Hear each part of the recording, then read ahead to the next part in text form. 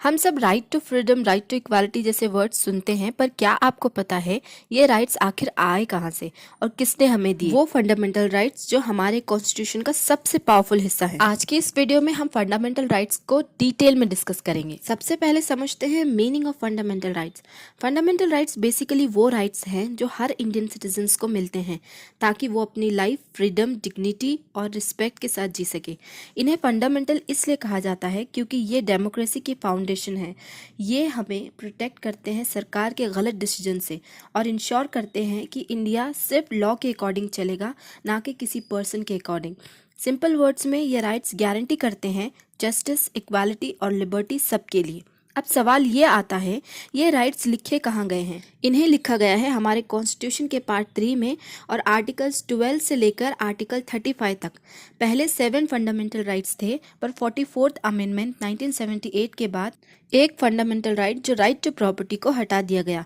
अब बचे हैं सिर्फ 6 राइट्स। पहला राइट टू इक्वालिटी, दूसरा राइट टू फ्रीडम, तीसरा राइट अगेंस्ट एक्सप्लॉयटेशन, चौथा right to freedom of religion, पांचवा कल्चरल एंड एजुकेशनल राइट्स और 6th राइट है राइट टू कॉन्स्टिट्यूशनल रेमेडीज। इन 6 राइट्स को समझने का मतलब है हम एक कॉन्स्टिट्यूशन के बहुत बड़े हिस्से को समझ रहे हैं जो कि कॉन्स्टिट्यूशन का दिल माना जाता है। अब जब राइट्स हैं तो कुछ रूल्स भी होंगे, तो चलो समझते हैं उनके फीचर्स को। सबसे पहली बात ये कि हर राइट सबके लिए नहीं होता।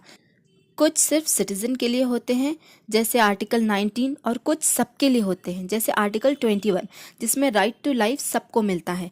दूसरी बात ये कि ये एब्सोल्यूट नहीं होते। सरकार कुछ रीजनेबल रिस्ट्रिक्शंस लगा सकती है पब्लिक ऑर्डर और मोरालिटी को मेंटेन करने के लिए। और तीसरी बात ये कि इन्हें कोर्ट में एनफोर्स किया जा सकता है। अगर कोई आपका राइट तोड़ता है या इन्फ्रिंज करता है तो आप सीधा सुप्रीम कोर्ट जा सकते हो आर्टिकल 32 के अंडर। अब चलो समझते हैं ये राइट्स शुरू कहाँ से होते हैं। आर्टिकल 12 और 13 से।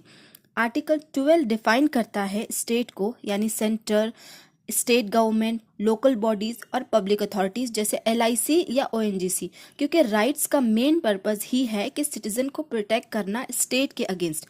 आर्टिकल 13 ये कहता है अगर कोई लॉ फंडामेंटल राइट्स के खिलाफ है, अगेंस्ट है, तो वो वॉइड हो जाता है।